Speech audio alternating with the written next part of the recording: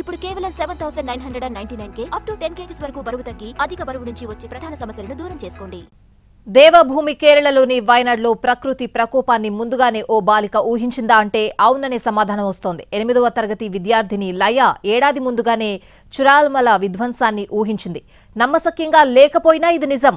కొండచర్యలు విరిగిపడ్డం, వరదలు ఊర్లనే ముంచేయడం, ఇదంతా విద్యార్థిని లయ ఏడాది క్రితం ఓ వ్యాసం రాసింది.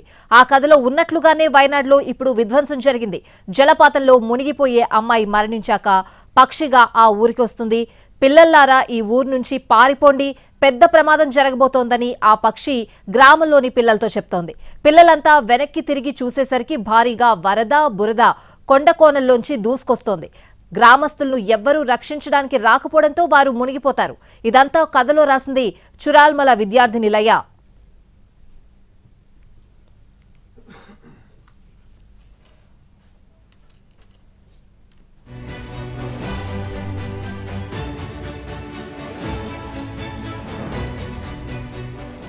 ఏడాది క్రితం లయ రాసిన స్టోరీని బెస్ట్ స్టోరీగా ఎంపిక చేసిన యాజమాన్యం ఈ కథను స్కూల్ మ్యాగజైన్లో ప్రింట్ చేసింది. ఇప్పుడు వయనాడ్లో ప్రకృతి సృష్టించిన విధ్వంస నేపథ్యంలో ఆ స్టోరీ మరోసారి తెరపైకొచ్చింది.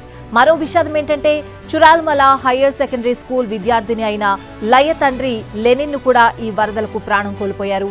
అంతేకాదు లయ చదువుతున్న స్కూల్ను వరద ముంచెత్తింది. స్కూల్ పూర్తిగా ధ్వంసమైంది. కొండచర్యలు విరిగిపడి వరదలు ముంచెత్తడంతో అదే స్కూల్లో 32 మంది విద్యార్థులు ప్రాణాలు కోల్పోయారు. స్కూల్ హెడ్ మాస్టర్ వి ఉనికృష్ణన్, ఇతర ఉపాధ్యాయులు త్రుటిలో ప్రాణాలతో బయటపడ్డారు.